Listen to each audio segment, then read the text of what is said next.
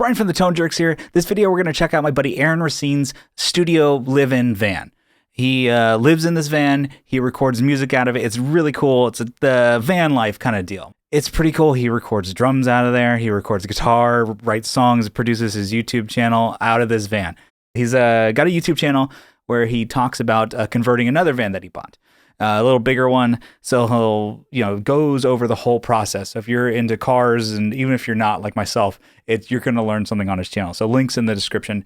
So let's go check it out. Let's go see how he records and kind of some of the living accommodations in it. Let's do a tour of how you record maybe songs and videos in here. As far as my main interface goes, I've got a Thunderbolt Quantum 2626 by Presonus. I had a old Fire Studio Tube by Presonus, and I use Studio One. I really like their equipment, and I wanted something very, very simple. Just 8 inputs, 2 instrument, that's it. I don't need any other bells and whistles to it. And then everything's powered off of a solar system. So right under here, you have the solar charge controller, all the fuses in a fuse box. Inside this box are 2 sealed AGM batteries with an output tube in case of an emergency situation of them off-gassing, a little DeWalt battery charger for charging when I'm on shore power, and this is the inverter right here that goes to a little power strip. And right over here, this is my little control board. And you can see my dimmer switch, this is the power for the inverter, and this little charge controller monitor tells me how much power I'm using and how much power I have left. So as long as I have enough power, I can run my little Intel NUC and my BX5As, and depending on what I want to record, I'll just set up the mics. I've recorded a little drum set in here, which I had to put a ton of padding because there's so many projections off of everything. So I'll just plug in here. The drum set in here. Yeah. Just a man inside a van that he built with his own hands, making tunes and getting lit while hitting the road. My life's so fucking sick. The American dream seems a nightmare to me. Remember being free, that's every day for me. I love Studio One. I've been using it for a decade now. I started off with Cubase, and once I heard that Studio One was coming out from a couple guys that had left Cubase to start it, I started with version 1, and I've been with it ever since. Yeah, one thing that I really like about Studio One is if I make a new track here, I can take this right here, like this de-esser, if I copy it over, all the settings have been copied. Oh, nice. Yeah, so it makes it really, really easy. The workflow is really, really good on it. And I mean, with all the aftermarket plugins these days, pretty much all DAWs will sound the same. If you're using aftermarket plugins, there will be a little bit of difference depending on the stock plugins, but anybody who's good at mixing can use pretty much any DAW. Just like Gordon Ramsay could have garbage ingredients and he can make you a good meal. There you go, yeah. Nice, yeah. So are you using a lot of, I don't see an amp or anything here. Are you going with a lot of plugins for guitar and bass? Well, right now, I'm not recording a whole lot of music. It's been a lot more of narrating and doing video editing. And, okay, yeah, for your YouTube channel? Yeah, and so, when link in the description, check it out. Yeah. And when I do guitar recordings right now, actually, I'll show you what I do for that. It's very simple. So let's say I do a new song. I have a song idea template right here, and then I'll write the name of the song. I hit OK, and I've got Easy Drummer, and I really like Studio One's built-in amp simulator, Ampire, and so everything here is all set up so I can record very, very quickly. And I can actually show you what. Would you like to see like the recording process real quick? Yeah, sure, let's do that. So this is how I record drums. I've got this little Rock Jam drum set, which it goes micro USB to MIDI. So it's really easy to set up. It's got these hilarious, there's no velocity on it, but this is only for ideas. This isn't for when I'm doing a final song. So you got kick, snare, So if I'm coming up with an idea, one thing is I'm not a phenomenal drummer, so right now it's set at 190 for the click. So if I'm doing something that's a little bit too technical for me, I'll take the speed down to, like, let's say 80 beats per minute.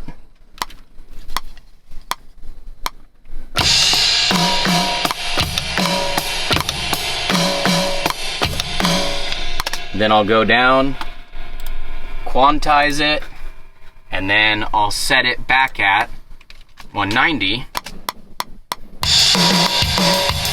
Oh, okay. And then that way I can lay it out, because I'm not a great drummer, but I'm just trying to get the idea out.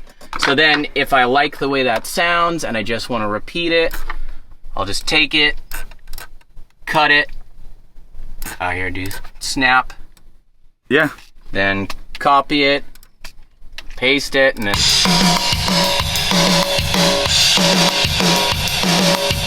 so let's say that's like the idea for it. I can loop it, and then here I'll show you how I use the guitar. This is my little Epiphone that I rebuilt.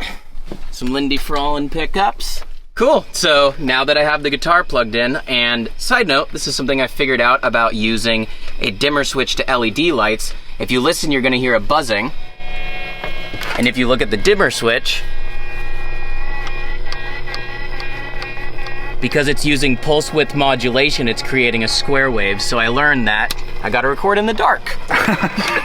You get your creative zone going on. You need some fucking incense going. Chalk it up to ambience. Yeah. And so now that I have it plugged in here, I can play my loop.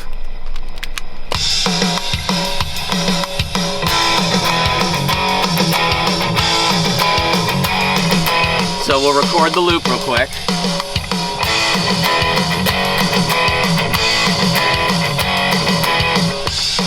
And now, that's all.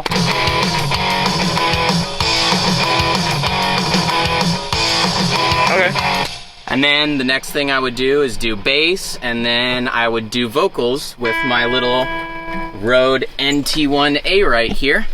Hook it up to one of the Phantom channels and get a basic song laid out, and then play around with it. Once I like the way that it's all set to go, that gives me the general idea, and then I can record real drums later. So it makes it where when I have a song idea, it's throw the little drum set on, lay it out, play the song, get the bass, get the general idea, mess around with it, everything synced to the click so I can slow it down and play more intricate parts. And it's just a really, really easy way to get an idea out without being stifled by the setup of my recording equipment. It's just plug in, go, get the idea out so the creativity can flow without any impedance of setting everything up. Yeah, because that's probably the hardest part, is always thinking of, like, I don't know, the barrier to entry with recording. It's like you don't, it's like, I have to set up mics and amps and all that. Fuck it, I'm not gonna do it. Yeah, exactly. I'm gonna fucking play PlayStation.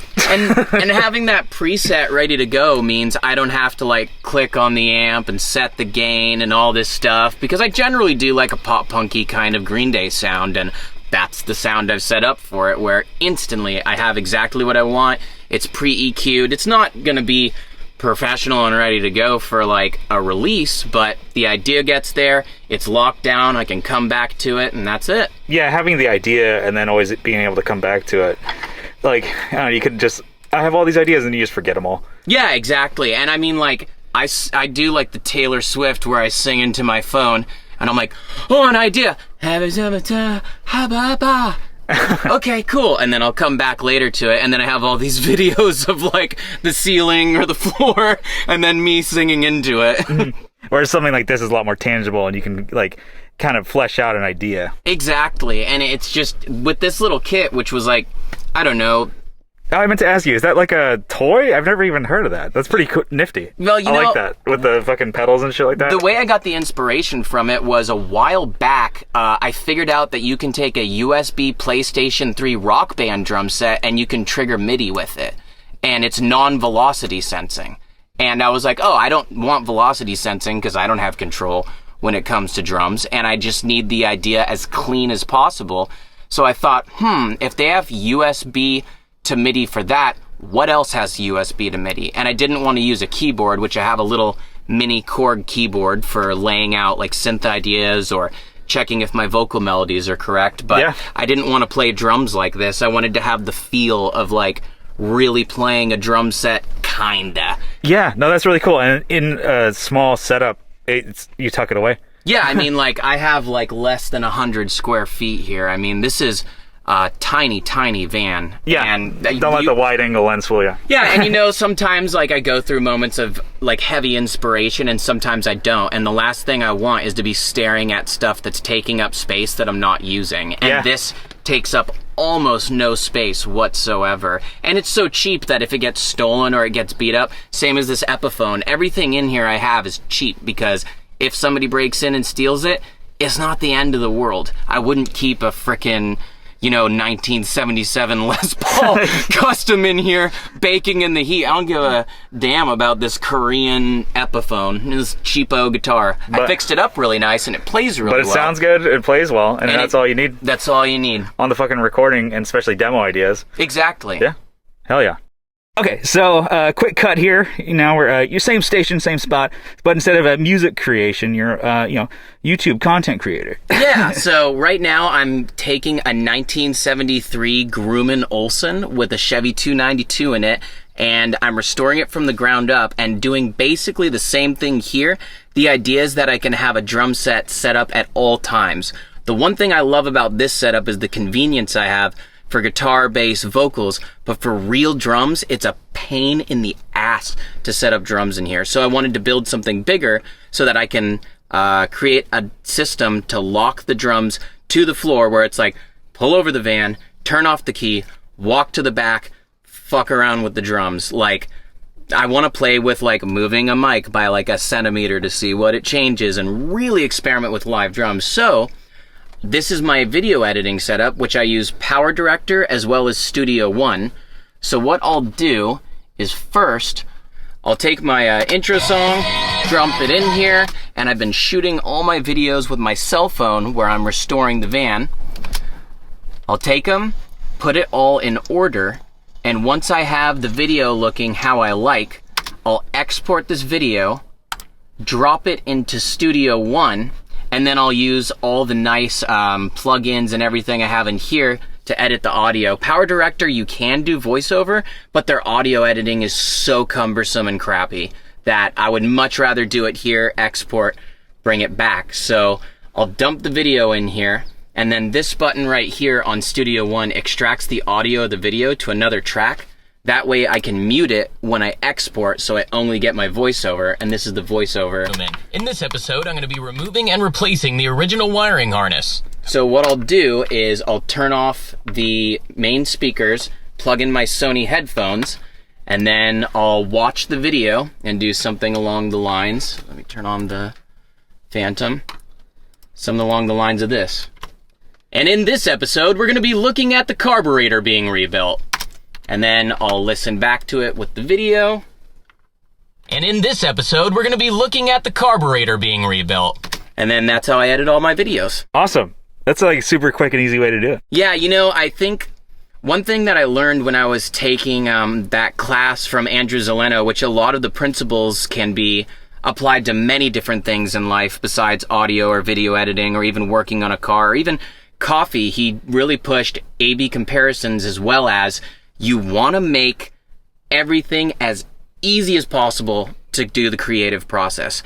I'm not getting paid for this in any way, shape, or form, so I want to be able to go in, edit, put on the voiceover, and be done. And yesterday, I edited and exported and did the voiceover and had the video uploaded within 3 hours. And that makes it where it's just go, go, go, go, go, because the last thing I want to do is be spending 5 days working on something that's going to get right now maybe 80 views, maybe 7 likes because I'm at the beginning of it. So I really just want to make the process as quick and easy as possible, no matter what creative process it is. Yeah, so you can move on to the next project. Exactly. Instead of like, oh, I have all these videos planned. Yeah, I need to take on some of that idea. Yeah, because, you know, there is a point where you want to make it absolutely perfect. And I understand that, like, as a perfectionist, it's a gift and a curse, which with the van I've been restoring, I'd never planned on pulling out an engine and rebuilding it, but Here we are. Yeah. Here we are. Like, yeah, you know what I mean? Put on the knee pads and get at it. Like, just what you got to do sometimes. And, Yeah. But at the same point, when there's something like this with the creative process, I want it to be something that maybe I can turn into something, create a nice audience or get people that are really interested in it. But I also want it to be fun. And the minute it's not fun and it starts feeling like a job, I'm not going to want to do it anymore. So this process just makes it an absolute joy, where when I first started editing, I really didn't like video editing, but now it's a cathartic experience and I have so much fun doing it. This is how I set up to sleep at night. I will take my guitar and my bass, just kind of lean them over here, and I got cheapo Dean bass. I literally do not care if it cracks in two because it was so cheap. Might sound better that way. Yeah, exactly. And yeah, so this is my little bed right here. And when I want to watch TV or YouTube videos at night, I'll take this JBL Bluetooth speaker. I'm gonna have a little clip up here so that I can connect it. It'll Bluetooth link to my little Intel NUC computer. And then I bring this out this way. And I'll usually take this out, I'll leave it for now, but I'll lean back here, I'll have my keyboard and my mouse, and then I can just hang out, watch TV, and no matter where I want to pull over, whether it's on the side of the road, up in the mountains, it doesn't matter. I just have my little home with me. And I built this van completely on my own with my own two hands. I've been working on stuff ever since I was little. So this box right here is literally a full toolbox of all my tools. If the engine were to break down, I could rebuild it on the side of the road. And that's something that I really wanted to push with this life, was sustainability and the ability to not need anybody to repair this van. If anything goes wrong, I fix it. A tire goes bad, I replace it. Something goes wrong with the fuel pump, I'm changing it on the side of the road. I literally did that outside my girlfriend's apartment on the side of the road. I dropped the gas tank with the jack that I have in back and I replaced it. Damn. Yeah, it's a lot of work, but I mean, I've saved tens of thousands of dollars by being able to do everything on my own and build everything on my own. And that comes from my dad, who at a very young age, I was like maybe 9, he bought me a mini bike just like in Dumb and Dumber. Then he gave me a Craftsman set and said, "It's yours. You got to fix it." Yeah. And then ever since then, I really took to it. And no matter what it is, screw, nut, bolt, or wire, I ain't afraid, I'll fix it. There you go. And then you got a little sink in the corner there. Yeah, little sink. And this is the wood-burning stove right here, which in California is hilariously impractical. It is really aesthetically pleasing, and in the mountains, I love it, but it's just way too hot. I used a Havelock wool insulation, which actually works really well as a sound deadener, and that's all through the walls and everything. So this last winter, when I was parked outside the coffee roaster that I worked at, I'll start the van, run it for 15 minutes, shut it off, and it holds in the heat the entire night because I insulated it so well. Nice. Awesome.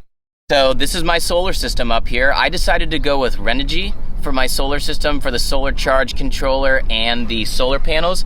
They sell these kits that are really easy to install, and a lot of people get intimidated by a solar system. It's literally positive negative with a fuse to the charge controller, positive negative with a fuse to your battery pack.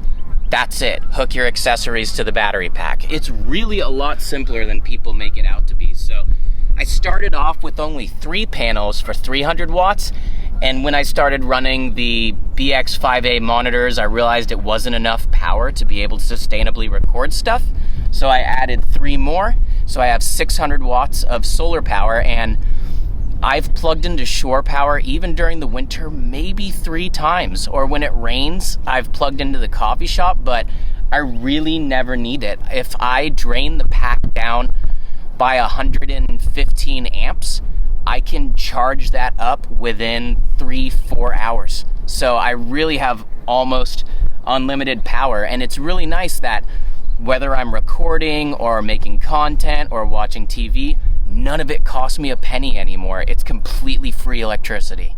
So I just want to say thanks to Aaron for doing the video. It was a lot of fun checking out how he records, and in a very small space. I think about how I have a very small bedroom studio here, and that's even maybe slice that in a quarter. It's awesome what you can do with just the minimum. You don't need much. You don't need amps even. You don't need even full, rack guitars and stuff like that. That's so inspirational. Hopefully you guys dug this type of video, and check out Aaron's channels, like I said, in the description. I'm going to be doing more of these studio tours. I got a bunch of friends here in San Diego. Gonna check out their spaces. They got, home studios. They got actual full rented out spaces. They got bedroom spots. It's a really cool idea. So until then, I will see you next time. Bye-bye.